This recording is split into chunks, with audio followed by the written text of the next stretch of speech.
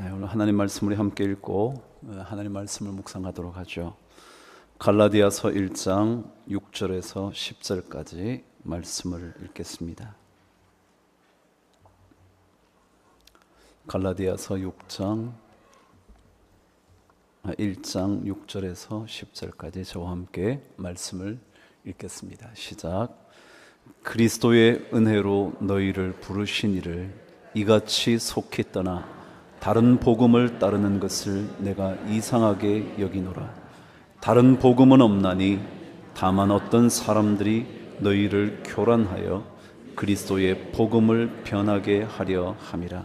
그러나 우리나 혹은 하늘로부터 온 천사라도 우리가 너희에게 전한 복음 외에 다른 복음을 전하면 저주를 받을지어다.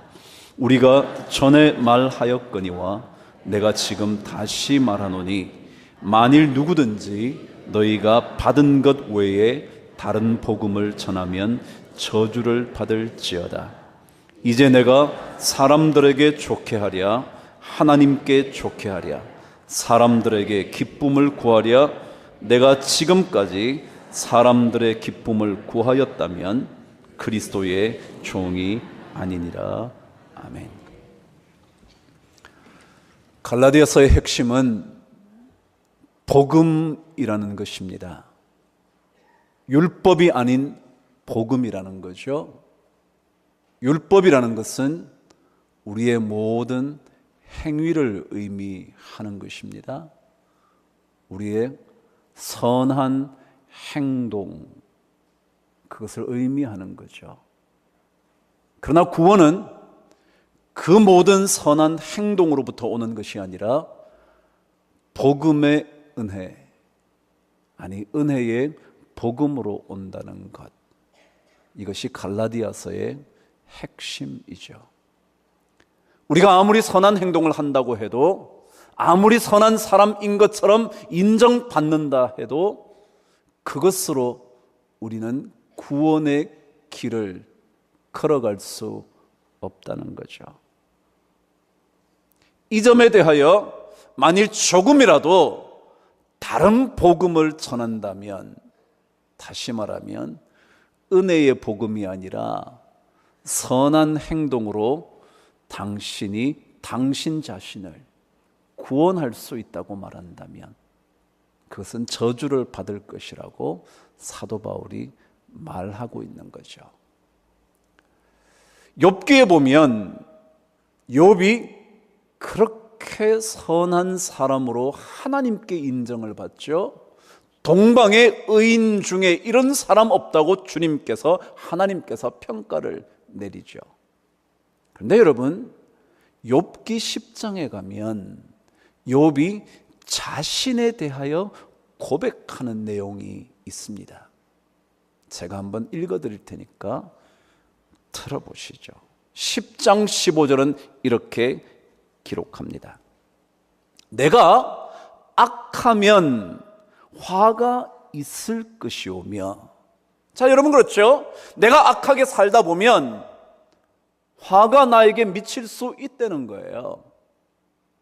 그런데 그 다음 말이 이렇게 기록되어 있습니다. 내가 의로울지라도 머리를 들지 못하는 것은 내 속에 부끄러움이 가득하고.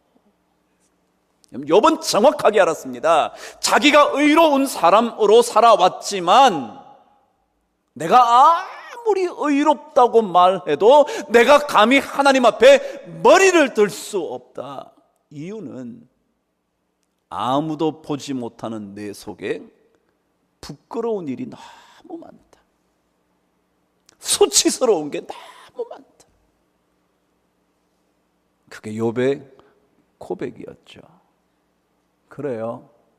여러분과 제가 혹시라도 선하게 살았던 적이 있으십니까? 왜 없겠어요?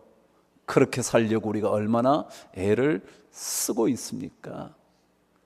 그럼에도 불구하고 내가 아무리 의로울지라도 내가 머리를 들지 못하는 이유는 어느 누구에게는 드러나지 않았을지 모르지만 숨길 수 없는 하나님 앞에서는 너무너무 부끄럽고 수치스러운 것이 가득 담겨 있다. 이게 복음의 정신에 사로잡혀 있는 사람의 고백입니다. 여러분이 아무리 선하게 살아도, 우리가 아무리 선한 사람이라고 평가받아도 우리는 하나님 앞에 고개를 들 수 없는, 그래서 구원받을 수 없는 그런 사람이다. 언제인가 여러분이 다 성경 공부를 열심히 했다면 이 말씀을 외우려고 했겠죠. 요한 1서의 말씀이요, 만일 우리가 죄가 없다고 말한다면, 만일 우리가 죄 없다고 말한다면 우리는 스스로 자기 자신을 속이는 것이고 그 속에 진리가 없는 거다라고 얘기했죠. 우리가 스스로 죄가 없다고, 나는 깨끗하다고 라고 말하는 순간 자기 자신을 스스로 속이는 거라고. 그리고 진리의 말씀이 그 속에 있지 않다고. 그런데 만일 우리가 우리 죄를 자백하면 그는 미쁘시고 의로우사 우리를 모든 죄에서 건져주시겠다. 그 말씀 여러분 기억하잖아요. 그래, 우리가 깨끗한 척하지만, 남들에게 큰 소리치면서 남들을 욕하지만, 지적하지만, 비난하지만 사실은 어느 누구도 하나님 앞에 고개를 들 수 없다는 사실, 그것이 바로 복음의 정신 위에 서 있는 거죠. 그것이 바로 신앙인의 길이죠. 그래서 우리에게는 은혜의 복음이 필요하다고 말하는 것. 아무리 선한 행동을 하고 살면서 남들에게 남의 잘못을 지적할 만큼 깨끗한 삶을 산다고 할지라도 그 신앙인의 길이라는 것은 은혜의 복음 외에는 우리가 절대 그럴 수 없지. 그것이 바로 신앙인의 길 위에 서 있는 거라는 거예요. 오늘 성경을 통해서 우리는 다시 한번 신앙인의 길 위에 머물러 있기 위하여, 지난 시간 기억하십니까? 가장 중요한 한 단어, 떠난다는 단어. 신앙인의 길에서 떠나지 않고 신앙인의 길 위에 머무르기 위하여 오늘 성경 우리에게 가르쳐 주는 것 몇 가지를 묵상해 보려고 합니다. 오늘 말씀 저와 함께 다시 한번 7절 말씀을 읽겠습니다. 시작. 다른 복음은 없나니 다만 어떤 사람들이 너희를 교란하여 그리스도의 복음을 변하게 하려 함이라. 그럼 신앙인이 신앙인의 길 위에 머물려면 누군가에 의하여 혹은 세상의 가치관에 의하여 교란당하지 말아야 신앙인의 길을 떠나지 않을 수 있다는 겁니다. 세상은 끊임없이 우리를 교란합니다. 유혹하는 거죠. 혼란스럽게 만드는 거죠. 혼돈시키는 거죠. 그리고 우리를 어지럽게 만드는 거죠. 그래서 그런 신앙인의 삶으로부터 자꾸 떠나도록 유혹하는 거죠. 그래서 우리는 이런 유혹에 교란당하지 않아야, 그래야 신앙인의 길 위에 서 있을 수 있다는 거예요. 그런데 제가 지난 시간에 여러분에게 짧게 말씀드린 것 중에 하나가, 교란하다라는 단어의 중요한 뜻 하나가 두렵게 한다 또는 불안하게 한다라는 뜻이 있습니다. 그렇습니다. 세상은 하나님으로부터 멀어지게 하기 위하여 끊임없이 우리를 불안하게 만듭니다. 두렵게 만듭니다. 돈이 없으면 너 이 세상 살기 어렵지? 하나님 믿는다고, 주님 믿는다고, 예수 믿는다고 당신에게 두려움 사라지지 않지 않니? 돈 때문에. 끊임없이 우리를 두렵게 만드는 겁니다. 불안하게 만드는 겁니다. 그래서 이 세상을 예수만으로는 살아갈 수가 없다고, 예수 믿는다고 당신의 인생길 제대로 걸어갈 수 없다고 두렵게 만들어 더 이상 신앙인의 길 위에 머물지 못하도록 만드는 겁니다. 천재적인 극작가로 평가받고 있는 하인리히 폰 클라이스트라는 사람이 있었습니다.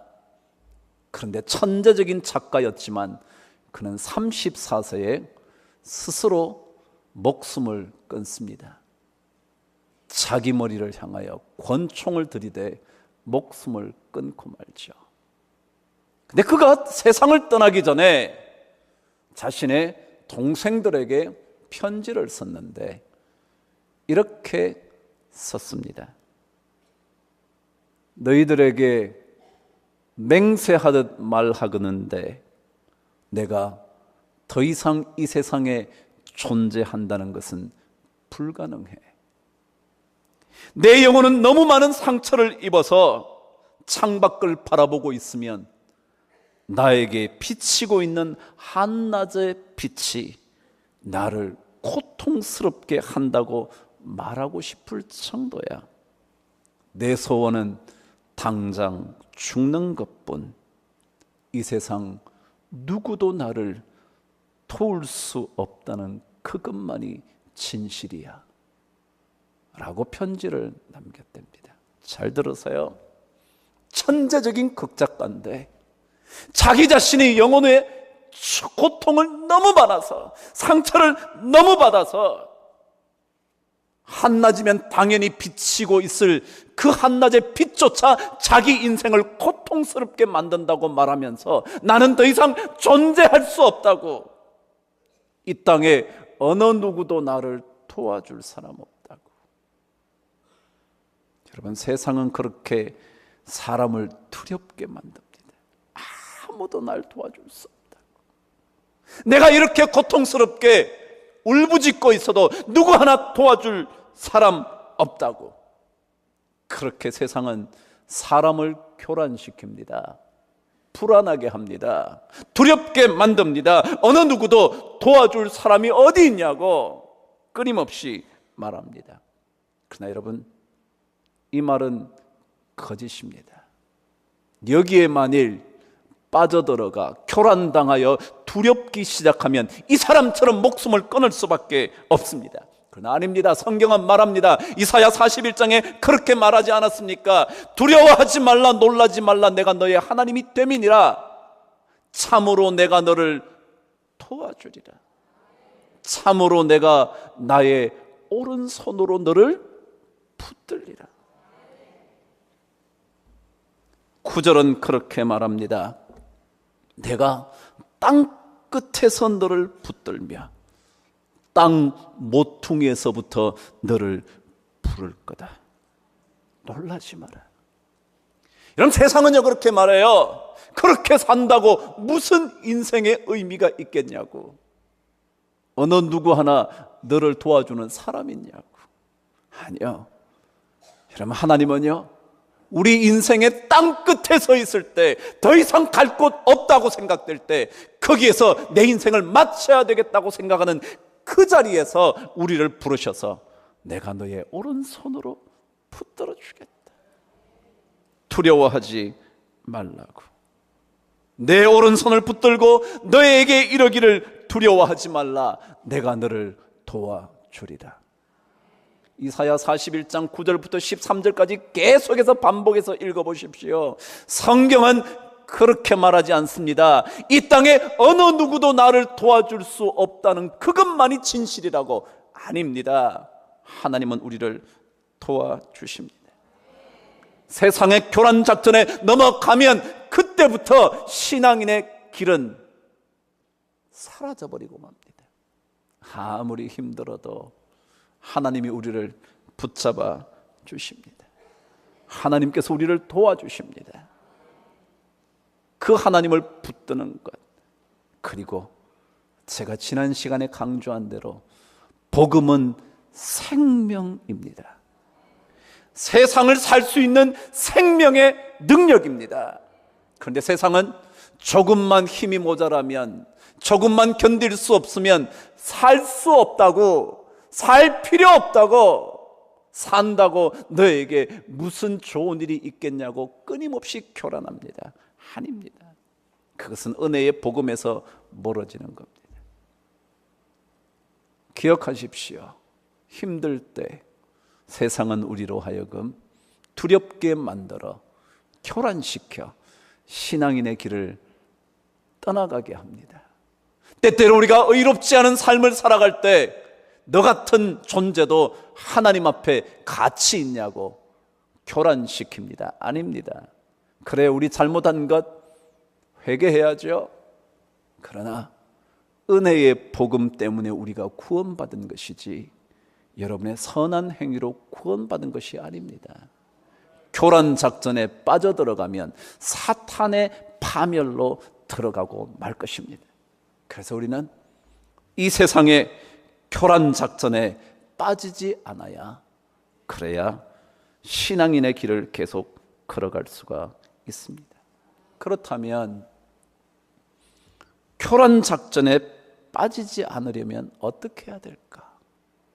오늘 성경은 몇 가지 우리들에게 가르쳐 줍니다. 10절 저와 함께 읽겠습니다. 시작.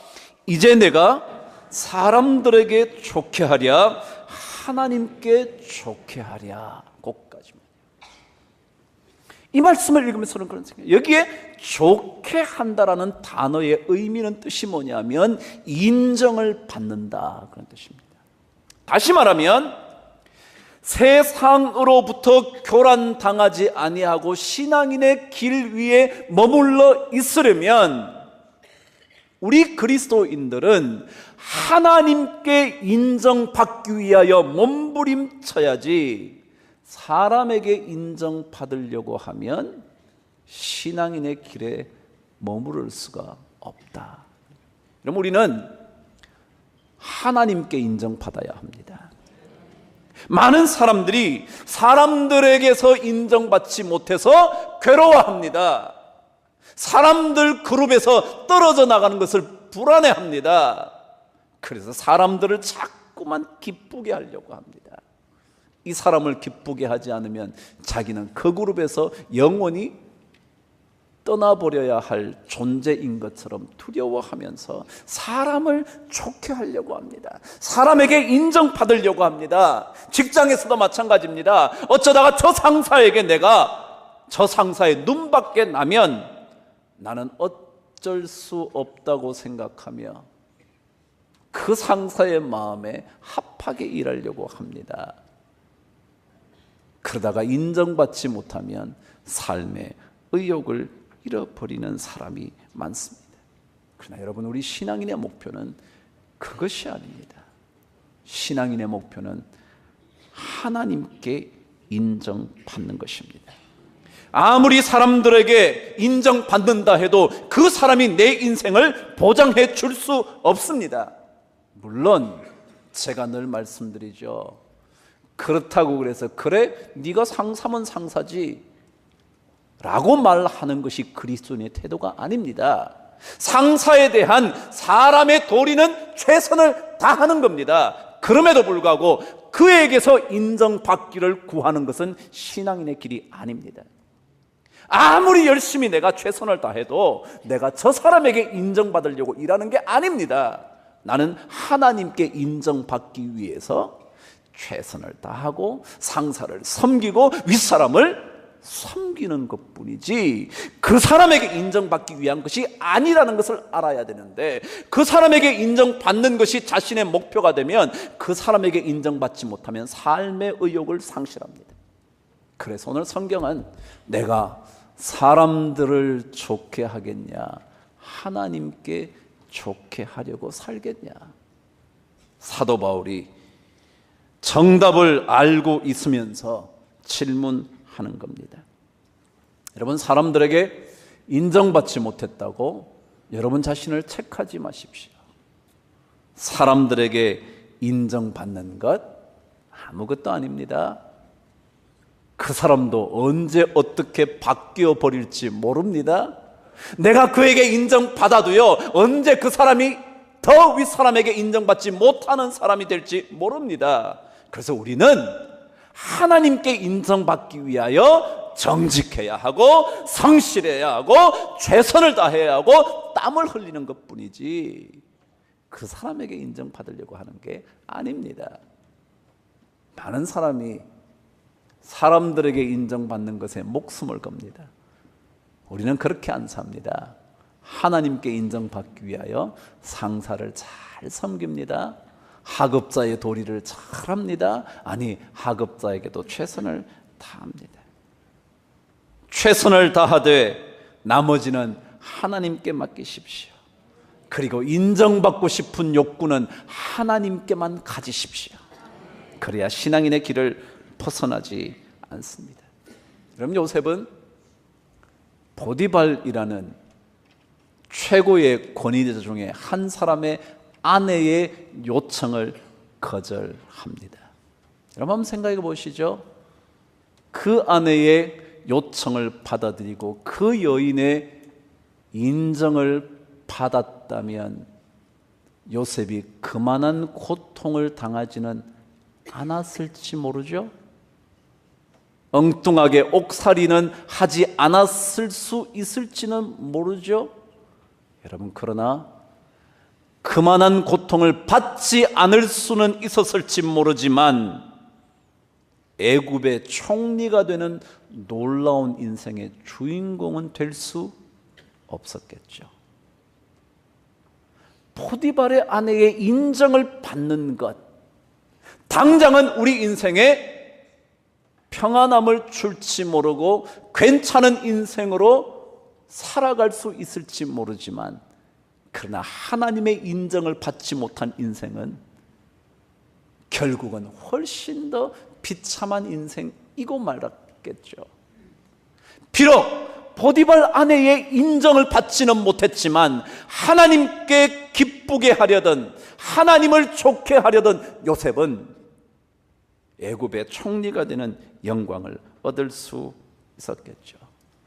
그래요, 신앙인의 삶은요, 결국 하나님의 인정받는 것에 초점을 맞추는 것입니다. 그것이 신앙인의 길을 벗어나지 않는 거죠. 오늘 성경은 한 가지 더, 신앙인의 길 위에 머물러 있기 위하여, 아니 세상에 교란당하지 않기 위하여 결정해야 되는 것 하나가 있습니다. 오늘 말씀 10절 다시 한번 저와 읽겠습니다. 시작. 이제 내가 사람들에게 좋게 하랴, 하나님께 좋게 하랴, 사람들에게 기쁨을 구하랴, 내가 지금까지 사람들의 기쁨을 구하였다면 그리스도의 종이 아니니라. 오늘 말씀 그대로 한번 읽으면, 신앙인의 길 위에 머물러 살려면 그리스도의 종으로 살아가면 된다, 그렇게 말할 수 있을 겁니다. 그런데 여러분, 그리스도의 종으로 산다는 뜻이 뭘까요? 오늘 본문을 통하여 그리스도의 종으로 산다는 의미가 뭔지를 여러분 말씀을 통해서 한번 확인해 보세요. 이렇게 기록되었습니다. 내가 사람들에게 기쁨을 구하랴, 내가 지금까지 사람들의 기쁨을 구하였다면 그리스도의 종이 아니다. 한번 뒤집어 읽으면요, 그리스도의 종은 사람들에게 기쁨을 구하는 것이 아니라 하나님께 기쁨을 구하는 것이다, 그렇게 읽을 수 있다는 거예요. 종으로 산다는 게 뭐냐, 뭐 굴복하며 사냐, 뭐 어떻게 사냐, 그런 게 아니라 오늘 성경은 하나님께 당신이 기쁨을 구하느냐 아니면 사람에게 기쁨을 구하느냐, 그걸 보면 당신이 그리스도의 종인지 아닌지를 판가름한다, 그런 겁니다. 여러분 보세요. 종으로 산다는 것은요, 치욕적인 삶을 산다는 의미가 아니라 하나님을 기쁘시게 하는 거예요. 사람을 기쁘게 하려고 사는 것이 아니라 하나님을 기쁘게 하는 거예요. 아니요, 사람에게서 기쁨을 얻으려고 하는 게 아니라 하나님께 기쁨을 얻으려고 하는 거예요. 여러분 보시죠. 여러분은 어떠세요? 여러분, 사람들 누군가를 만나면 기쁘세요? 그럴 수 있죠. 누구를 만나면 참 기뻐. 근데 그런 기쁨 정도가 아니라 그 사람 때문에 내 인생에 기쁨이 있다고 생각될 때, 아니 그 무엇 때문에 내 인생에 기쁨이 있다고 생각될 때, 그렇게 되면 그 사람은 이미 그리스도의 종이 아니다. 돈 때문에 기쁨이 생긴다면, 직장 하나 잘 갔다고 기쁨이 생긴다면 그거는 그리스도의 종이 아니다. 자식 좋은 대학 좀 갔다고 기쁘다가 좋은 대학 들어가지 못하면 한동안 마음이 불편하다면 우리는 뭐라고요? 그리스도의 종이 아니다. 그러면 어느새 우리는 신앙인의 길을 벗어나 있다. 누구 때문에 내 마음에 근심이 사라진다면, 누구 만나서 좀 도움을 받았더니 근심이 없어진다면 그 사람은 그리스도의 종이 아니다. 우리 이런 찬송 불러보셨나요? 예수가 함께 계시니, 그 다음에 뭔데요? 시험이 오나 겁없네, 기쁨의 근원 되시는 예수를 위해 삽시다. 여러분, 기쁨의 근원이 예수이냐 아니냐가 그리스도의 종이냐 아니냐를 뭐 한다고요? 결정한다. 오늘 성경 그렇게 가르쳐. 우리가 그리스도의 종이다. 뭐 명령대로 당연히 그럴 수 있겠지만 그 의미가 아니라 내가 주님 때문에 기쁘면요, 주님 말씀 듣는 게 기쁘면요, 주님께 기도할 때 내 마음에 평안이 오면요, 그 사람은 뭐라고요? 그리스도의 종이다. 근데 그렇지 않으면 예수 믿지만 그리스도의 종으로 사는 건 아니다. 신앙인으로 사는 것 같지만 신앙인의 길 위에 있지 않다. 여러분, 종은요 주인 하나 때문에 기뻐야 돼요. 다른 것 때문에 기쁘면요 다른 사람의 말 들을 이유가 없죠. 그 사람 말이 더 기쁜데요, 뭐 주인 말을 왜 듣겠어요? 그래서 주인 외에 기쁨을 얻으면 그게 종이 아니다, 그런 뜻입니다. 종은요 그 주인 하나만으로 만족하는 거예요. 주님 한 분만으로 만족하는 겁니다. 주인 외에 다른 것에 기쁘면 더 이상 주인의 말이 하나도 즐겁지 않겠죠. 그의 말을 듣고 싶지도 않겠죠. 찬송가 95장은요 이런 찬양이 담겨져 있어요. 아시는지 모르겠네요. 찬송가가 혹시 있으면 한번 펴보실래요? 95장이요? 저도 한번 펴볼게요. 여기 적었지만 제가 한번 펴볼게요. 여러분, 찬송가의 90장대는요 전부 다 예수 그리스도에 관한 찬송으로 채워져 있습니다. 예수 그리스도. 95장은 이런 찬송이 있죠. 저도 자주 부르고요, 예배 때 간간히 여러분에게 불러드리기도 했죠. 5절을 저와 함께 불러볼까요? 나의 진정 사모하는 예수님. 음성조차도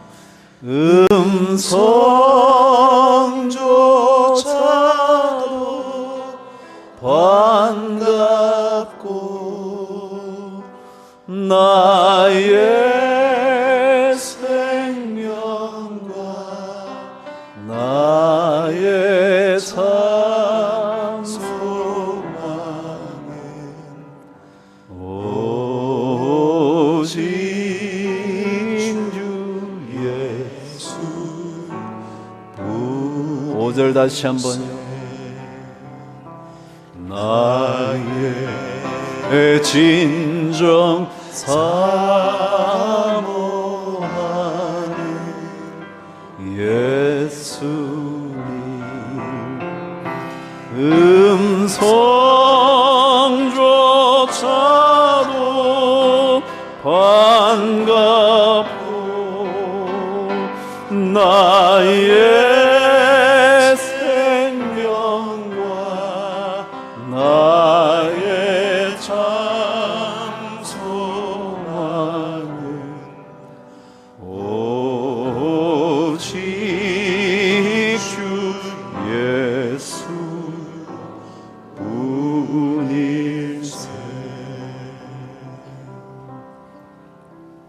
가사 5절에요. 우리의 소망은 예수뿐일세 그랬지만요, 영어 가사는 나는 영원토록 주님 때문에만 기뻐할 것입니다. 그럼 주인의 음성이 기뻐야 돼요. 음성조차도 뭐요? 반갑고. 주님 말씀 듣는 게 기뻐야 돼요. 주의 성전에 오는 게 기뻐야 돼요. 그렇지 않으면 우리는 뭐가 아니다? 그리스도의 종이 아니니라. 돈 좀 잘 벌어서 기쁜 게 아니고요, 자식이 좀 잘 돼서 기쁜 게 아니고요, 그래도 힘들다가도 말씀 들으면 기쁘고요, 찬송 부르면 새 힘이 나고요, 기도하다가 능력을 덧입고요, 그렇게 기쁨이 있을 때 그것을 가리켜 뭐라 그런다고요? 그리스도의 종이다. 우리는 전부 은혜의 복음으로 사는 사람입니다. 절대로 다른 어떤 것으로 인하여 살아가는 사람이 아닙니다. 내가 의롭게 사는 것으로 구원의 감격을 누리는 것이 아닙니다. 내가 다른 것이 잘 되어 감으로 인하여 삶의 희열을 느끼는 게 아닙니다. 신앙인은 예수 그리스도 그분 때문에 말씀을 읽는 것이 참으로 행복하고, 찬양 한 구절을 부를 때 눈물이 쏟아지면 감격과 감사와 기쁨에 눈물이 쏟아지면 그 사람을 가리켜 그리스도의 종이라 그럽니다. 그 종으로 살아가는 것이 바로 신앙인의 길이죠. 여러분, 우리 힘든 일 많잖아요. 고통스러운 일 참 많잖아요. 잘 되는 줄 알았는데 잘 안 될 때가 더 많잖아요. 그런데 혹시도 여러분, 잘 되는 것 때문에 기쁘고 잘 안 되는 것 때문에 슬프다면 우리의 신앙을 다시 한번 점검해 보십시다. 내가 혹시 그리스도의 종으로 아직 살기에는 부족하지는 않은가? 다시 한번 신앙을 점검해 보셔서 신앙인의 길에서 멀어지지 않는 우리 모든 성도들 되시기를 주의 이름으로 축원합니다. 기도하겠습니다. 하나님 아버지, 세상이 우리를 두렵게 합니다. 우리를 불안하게 합니다. 그러나 주님의 음성만으로 기쁨을 얻을 수 있는 좋은 종이 되게 하여 주셔서 신앙인이 누리는 은혜의 복음의 능력, 생명의 복음의 능력을 우리 모두가 갖게 하여 주시옵소서. 그래서 세상이 두렵지 않고 세상 사람들을 기쁘게 하려고 하거나 세상의 것들로 기쁨을 얻으려 하지 않는 그런 좋은 축복하여 주옵소서. 예수 그리스도 이름으로 기도드리옵나이다. 아멘.